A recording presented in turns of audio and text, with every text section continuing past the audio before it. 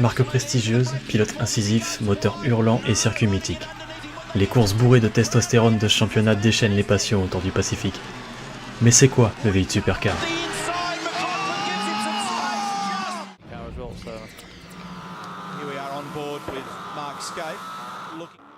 Ce championnat australien, que j'appellerais perso V8 Supercar par facilité, a changé plusieurs fois de nom. Je vous les écris parce que j'ai du mal avec l'anglais pour le prononcer. Donc maintenant il s'appelle Virgin Australia Supercars Championship, c'est dur à dire sans faire de faute, pour souligner le récent partenariat avec Virgin Australia du coup. Pour le règlement, sans rentrer dans les détails parce que 5 minutes de vidéo c'est court. Il faut une berline de catégorie Grand Tourisme, comme la Falcon de chez Ford ou la Commodore de chez Holden, motorisée par un V8.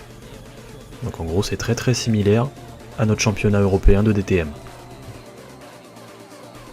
La discipline suit la réglementation générale de la FIA, de façon à pouvoir intégrer des constructeurs d'autres pays dans le championnat. Holden Torana, Ford Mustang 1967, Chevrolet Camaro ZL1 de 1971, Holden Commodore, Ford Falcon, mais aussi Nissan Skyline, Volvo S60 ou Mercedes E63 MG entre autres. Voilà le panorama automobile de la discipline au fur et à mesure des années. Au début essentiellement australien, le championnat a fini par s'exporter en Nouvelle-Zélande, à Sakhir sur le circuit de Bahreïn et aux États-Unis sur le circuit de Austin. À mon sens, deux courses très spectaculaires ont donné de la visibilité à ce championnat. Le Bathurst 1000 pour 1000 km sur le mythique tracé de Mount Panorama et sa piste à la partie sinueuse encadrée par de solides murets où ces monstrueuses lignes droites vallonnées négocient à plus de 330 km/h. Et le Gold Coast 600 pour 600 km toujours sur le non moins mythique Surfers Paradise, tracé encore plus rapide et dangereux car complètement urbain, un peu comparable à notre Monaco européen.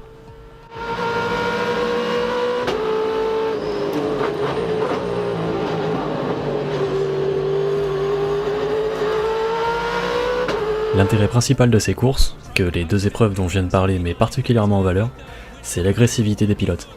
Rien de commun à la Formule 1 pour le coup. Ça se touche, ça se tamponne, la tôle froissée c'est presque une règle. Couplez ça à des voitures de plus de 600 chevaux en propulsion. Vous voyez le tableau ? Side by side, up towards the back chicane. Incredible speed, amazing racing. Who's going to blink? Winterbottom just lets Murph slide through. Could have been a... Here we are on board with Mark Skate.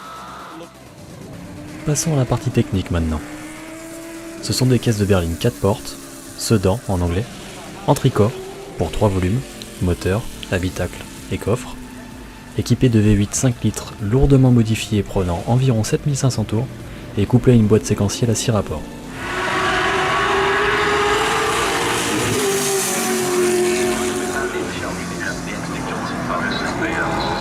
La caisse est bien sûr équipée d'un arceau, d'un extincteur et de tout ce qui peut sauver le pilote d'un crash.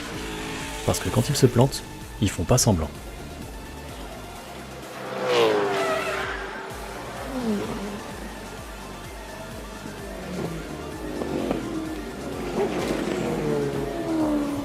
La réglementation a récemment évolué pour permettre à d'autres motorisations que le V8 de pouvoir participer au championnat, comme par exemple le V6 biturbo de Holden.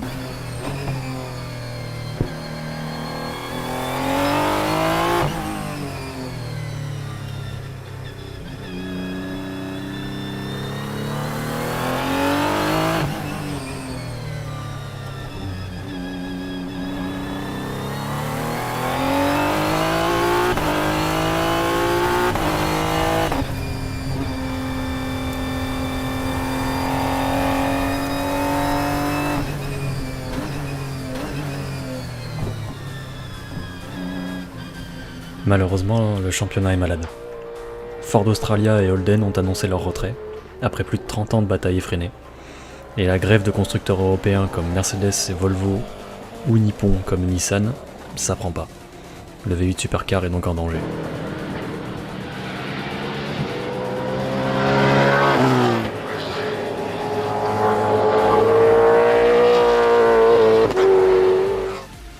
Personnellement, j'adore cette compétition.